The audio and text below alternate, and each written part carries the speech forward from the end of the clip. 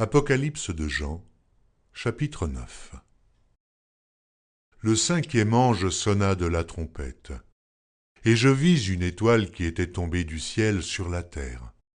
La clé du puits de l'abîme lui fut donnée, et elle ouvrit le puits de l'abîme.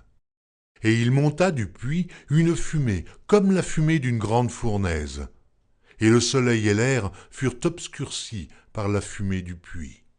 De la fumée sortirent des sauterelles qui se répandirent sur la terre.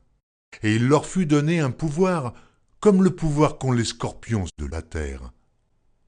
Il leur fut dit de ne point faire de mal à l'herbe de la terre, ni à aucune verdure, ni à aucun arbre, mais seulement aux hommes qui n'avaient pas le sceau de Dieu sur le front.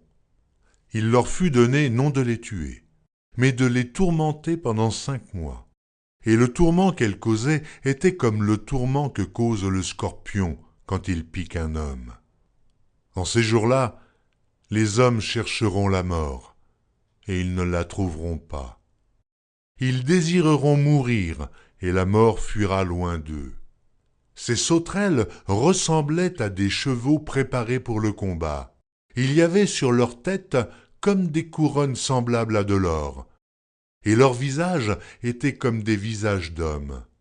Elles avaient des cheveux comme des cheveux de femmes, et leurs dents étaient comme des dents de lion.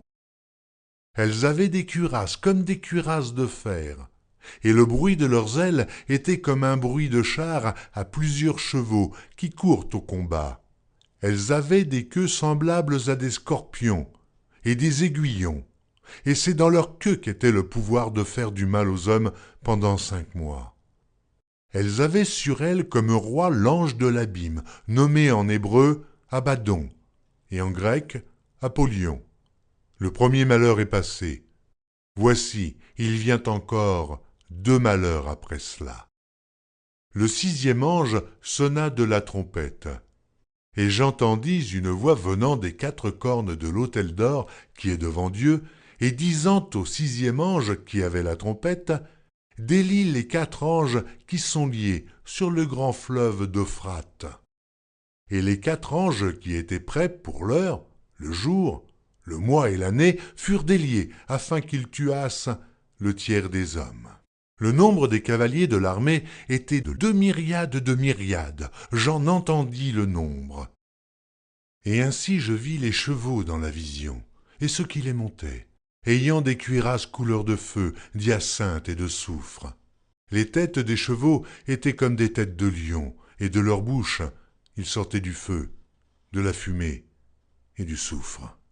Le tiers des hommes fut tué par ces 3 fléaux, par le feu, par la fumée et par le soufre qui sortait de leur bouche. Car le pouvoir des chevaux était dans leur bouche et dans leur queue. Leurs queues étaient semblables à des serpents ayant des têtes, et c'est avec elles qu'ils faisaient du mal.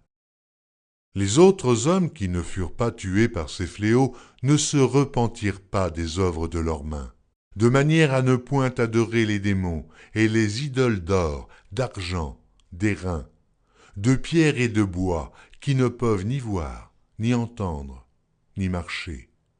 Et ils ne se repentirent pas de leurs meurtres, ni de leurs enchantements, ni de leurs impudicités, ni de leurs vols.